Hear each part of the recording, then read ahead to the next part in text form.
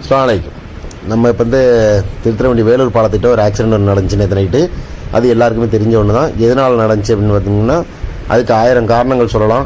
ஆக்சிடென்ட்டுங்கிறது இயற்கையாக நடக்கக்கூடியது தான், அது யாராலையும் தவிர்க்க முடியாது. அதுவும் ஆனால் இந்த வேலூர் பாலம் குறிப்பிட்ட இடமான இந்த வேலூர் அப்படிங்கிறது வந்து தொடர்ச்சியாக ஆக்சிடென்ட் நடந்துகிட்டே இருக்குது. அதுக்கு முக்கியமான சில காரணங்களையும் நான் சொல்கிறேன். முதல் காரணம், அந்த இடத்துல வந்து சாலை ரொம்ப டேமேஜாக இருக்கும். அது வந்து சாலை டேமேஜ்னால் தெரிகிற அளவுக்கு இருக்காது, கண்ணுக்கு தெரிகிற அளவுக்கு இருக்காது. ஒரு இடம் இறங்கின மாதிரியும் ஒரு இடம் ஏறின மாதிரி இருக்கும். பைக்கில் போனாலும் காரில் போனாலும் நொடிச்சு விட்ரும், தன்னை அறியாமல் அது இழுத்து விட்ரும். அப்படியாப்பட்ட சூழ்நிலை நேற்று போனவரும் அப்படி ஆக்சிடென்ட் ஆன மாதிரி தான் என்னோட பார்வைக்கு தெரிஞ்சு.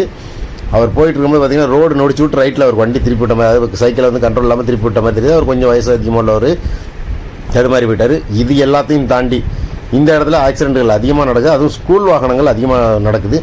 என்ன காரணம்னே தெரியல. ஏன்னு கேட்டால் ஸ்கூல் வாகனத்தில் தான் வேக கட்டுப்பாட்டு கருவின்னு சொல்லி ஒன்று பொருத்தப்பட்டிருக்கதா ஒவ்வொரு வாகனத்திலையும் பின்னாடியே எழுதியிருக்கும். இந்த பள்ளி வாகனத்தில் வேக கட்டுப்பாட்டு கருவி பொருத்தப்பட்டுள்ளது அப்படின்னு சொல்லி எழுதியிருப்பாங்க. அப்படின்னு இந்த வண்டி நம்ம வந்து ஒரு சின்ன மாடல் வீடியோ ஒன்று போடுவோம் பாருங்க, அதில் பார்த்தாலே தெரியும் அந்த இடத்துல போகக்கூடிய வாகனங்கள் இவ்வளோ வேகமாக போகுது எப்படின்னு தெரியல. இப்படிப்பட்ட கருவி பொருத்தப்பட்டும் இந்த வாகனம் ஏன் இப்படி வேகமாக போகுதுன்னு தெரியல. நானும் ஒரு டைம் வந்து நம்ம மாதா கோயில் இருக்குல்ல, திருத்துறைப்பூண்டி கான்வென்ட்டுக்கு ஆப்போசிட்டில் இருக்க மாதா கோயில்கிட்ட என் பிள்ளையை அழைச்சிட்டு வர்றேன். அப்போ ஒரு ப்ரைவேட் காலேஜ் பஸ்ஸு நம்ம மேலே ஒரு உரசிட்டு போனார்.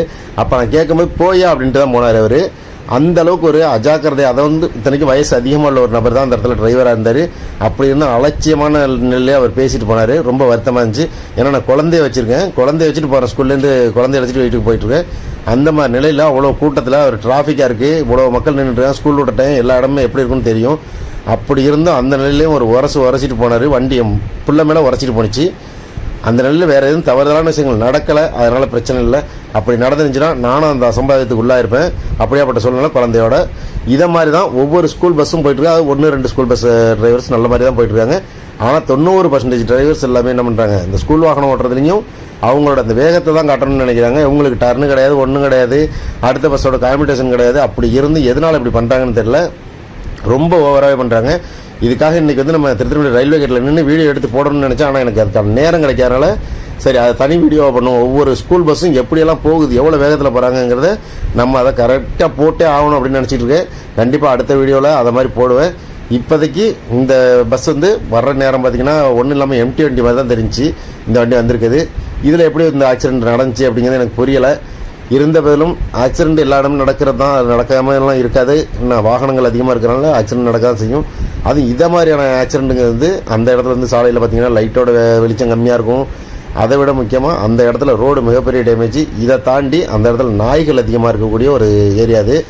நாய்கள், அது இல்லாமல் மாடுகள் வந்து ரொம்பவே அதிகமாக இருக்கும்.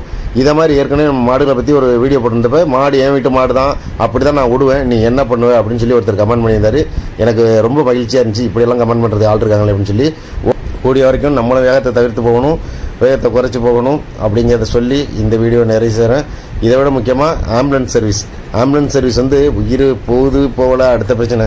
ஆனால் அந்த ஆம்புலன்ஸுக்கு ஃபோன் அடித்து 1/2 மணி நேரம் ஆகுது பாருங்கள். அந்த 108க்கு ஃபோன் அடிச்சுட்டு 1/2 மணி நேரம் ஆணிச்சு. அந்த இடத்துல நாங்கள் நின்றுக்கிட்டு இருக்கோம். இந்த வந்து ஆம்புலன்ஸ், அந்த வந்து ஆம்புலன்ஸ், வர்ற எல்லாருமே ஆம்புலன்ஸ் ஃபோன் பண்ணிங்களா எவ்வளோ பேர் ஃபோன் பண்ணுவாங்க. எவ்வளோ பேர் ஃபோன் பண்ணாலும் அந்த ஆம்புலன்ஸ் வர்றதுக்கான டைம் பார்த்திங்கன்னா ரொம்ப டிலே ஆகுது. அது எதனாலங்கிறது தெரியலை. இருந்த போதும் அது வந்து வந்த பிறகும் பார்த்திங்கன்னா ஒரு உயிர் போயிடுச்சு அப்படின்னு சொன்னாக்கா அவங்க ஏற்றுறது கிடையாது. அந்த ஆம்புலன்ஸில் அவங்க வந்து உயிர் போன ஒரு டெட் பாடியை ஏற்ற மாட்டோம் அப்படின்னு சொல்லிடுறாங்க. அதன் பிறகு ப்ரைவேட் ஆம்புலன்ஸ் மட்டும் தான் ஏற்றுறாங்க. ப்ரைவேட் ஆம்புலன்ஸ் மட்டும் ஆம்புலன்ஸ் இல்லையா என்னன்னு தெரியல. அவங்க ஏற்றுறது சம்மதிக்கும் போது இவங்க ஏற்றுறது சம்மதிச்சா என்ன. பக்கத்தில் லோக்கலில் ஒரு 2 கிலோமீட்டர் 2.5 கிலோமீட்டருக்குள்ளே இருக்கக்கூடிய ஒரு அரசு மருத்துவமனைக்கு கொண்டு போகணும். அந்த பாடி அந்த இடத்துல இருக்கிறதுனால ஒரு மிகப்பெரிய டிராஃபிக் ஆகுது. அங்கே இருக்கவங்களுக்கு அந்த குடும்பத்தினருக்கு வந்து மிகப்பெரிய ஒரு இழப்பாக இருக்கும். அப்படிங்கும்போது அவங்க ரோட்டில் நின்று அழுது பரல்றாங்க. அப்படி அதெல்லாம் பார்த்துக்கிட்டு இவங்க வந்து ஏற்ற மாட்டோம் அப்படின்னு சொல்லி போகிறாங்க. எதனாலன்னு தெரியல. இருந்த போதும் இதுக்கெல்லாம் கொஞ்சம் மாற்றம் கொடுத்தா நல்லாயிருக்கும். இருந்தாலும் ப்ரைவேட் ஆம்புலன்ஸுக்கு கண்டிப்பாக நம்ம நன்றி சொல்லி ஆகணும். ஏன்னா அந்த இடத்துல வந்து டிஎன்டிஜி ஆம்புலன்ஸ், அதாவது தவ்ஹீத் ஜமாத்தினுடைய ஆம்புலன்ஸும் அறம் குழுவினுடைய ஆம்புலன்ஸ் 2 ஆம்புலன்ஸும் வந்தாங்க.